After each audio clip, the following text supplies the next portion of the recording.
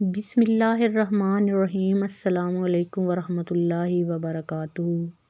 مشہور ہے کہ حضرت ابراہیم علیہ السلام مہمان نوازی کی روایت کو شروع کرنے والے پہلے شخص تھے۔ آپ علیہ السلام بے حد مہمان نواز تھے اور اللہ تعالیٰ کو آپ کی یہ ادا بہت پسند تھی۔ روایات میں ہے کہ آپ تب تک کھانا تناول نہ کرتے جب تک کسی مہمان کو اپنے ساتھ کھانے میں شریک نہ کر لیتے۔ چنانچہ ایک مرتبہ ایسا ہوا کہ آپ کسی انسان کو تلاش کرنے کے لیے گھر سے نکلے تاکہ اسے مہمان بنا سکیں۔ آپ علیہ السلام نے بہت تلاش کیا مگر کوئی بھی مہمان بننے کو تیار نہ ہوا۔ تھک ہار کر واپس پلٹے تو دیکھا کہ ایک اجنبی گھر میں کھڑا ہے۔ آپ نے پوچھا کہ تم کون ہو؟ اجنبی نے کہا کہ میں ملک الموت ہوں اور مجھے رب العالمین نے ایک بندہ کی طرف بھیجا ہے تاکہ اسے خوشخبری سناؤں کہ اللہ تعالیٰ نے اسے اپنا خلیل بنا لیا ہے۔ آپ نے پوچھا کہ وہ کون خوش نصیب ہے؟ اگر مجھے پتہ چل جائے تو تا دم آخر اس کا ہمسایہ بنا رہوں۔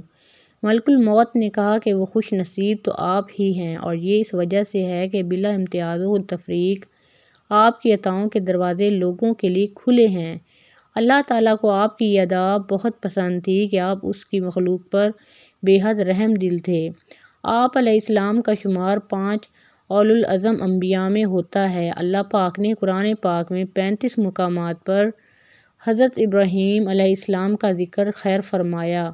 آپ علیہ السلام نے 33 برس کی عمر میں حضرت سارہ سلام اللہ علیہا سے نکاح کیا اور ایران، مصر کی طرف ہجرت کرنے کے بعد فلسطین اور انڈیا کے درمیانی علاقے سبا میں سکونت اختیار کر لی۔ وہاں آپ نے کنواں کھودا اور مسجد بنائی۔ لوگوں کے بے جا ستانے اور اذیتیں پہنچانے کی وجہ سے آپ نے وہاں سے بھی ہجرت فرمائی اور رملہ اور ایلیا کے درمیانی علاقے میں سکونت اختیار کی۔ وہاں بھی آپ نے ایک کنواں کھودا۔ کتب تواریخ میں آپ کے بے شمار فضائل بیان ہوئے ہیں۔ آپ سب سے پہلے تھے جنہوں نے ختنہ کیا، مہمان نوازی کی روایت قائم کی، سرید بنایا، باقاعدہ شلوار پہنی اور آپ ہی پہلے شخص ہیں جس نے بڑھاپا دیکھا۔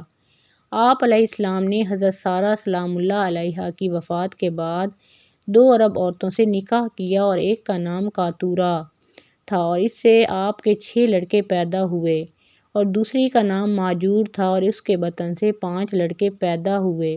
تاریخ طبری میں مصنف امام ابن جریر طبری رحمۃ اللہ علیہ لکھتے ہیں کہ اللہ تعالیٰ نے جب حضرت ابراہیم علیہ السلام کی روح نکالنے کا ارادہ فرمایا تو ایک بوڑھے آدمی کی شکل میں موت کے فرشتے کو بھیجا۔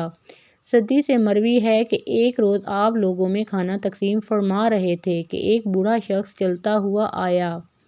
وہ بوڑھا اس قدر ضعیف تھا کہ اس کے لیے چلنا بھی مشکل تھا۔ آپ علیہ السلام کی نظر جب اس پر پڑی تو عذرا ہمدردی اس کی طرف گدھا بھیجا تاکہ وہ اس پر سوار ہو کر آ جائے۔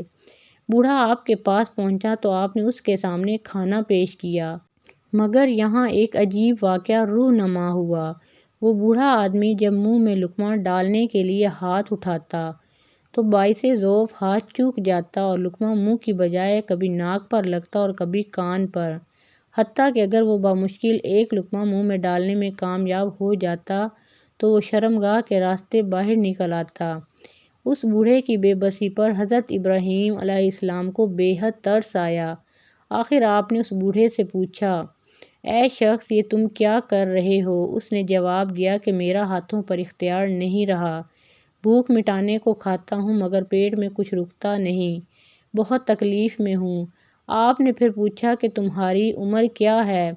اس نے عمر بتائی تو آپ علیہ السلام نے فرمایا کہ تم مجھ سے صرف 2 سال بڑے ہو۔ اگر تمہارا یہ حال ہے تو 2 سال بعد میں بھی اس حال کو پہنچ جاؤں گا۔ آپ علیہ السلام نے اسی وقت دعا فرمائی کہ اے اللہ، اس حالت کے آنے سے پہلے مجھے موت دے دے۔ چنانچہ وہ اچانک اٹھ کھڑا ہوا جو کہ در حقیقت موت کا فرشتہ تھا اور اس نے حضرت ابراہیم علیہ السلام کی روح قبض کر لی۔ اس وقت آپ علیہ السلام کی عمر مبارک 200 سال تھی اور ایک دوسرے قول کے مطابق 175 سال تھی اور ایک تیسرے قول کے مطابق 190 سال تھی۔ مذکور ہے کہ حضرت داؤد علیہ السلام اور حضرت سلیمان علیہ السلام کی طرح حضرت ابراہیم علیہ السلام کو بھی موت اچانک آئی۔ آپ کو جبرون حشی بستی میں اس جگہ دفن کیا گیا جہاں حضرت سارہ سلام اللہ علیہا دفن تھیں۔ آپ نے دفن کے لیے زمین کو اپنے ہاتھوں سے 400 درہم میں خریدا تھا۔ آپ کے کفن دفن کا انتظام حضرت اسحاق علیہ السلام نے کیا تھا۔ مزید اسلامی واقعات اور سبق آموز کہانیوں کے لیے اس چینل کو سبسکرائب کریں۔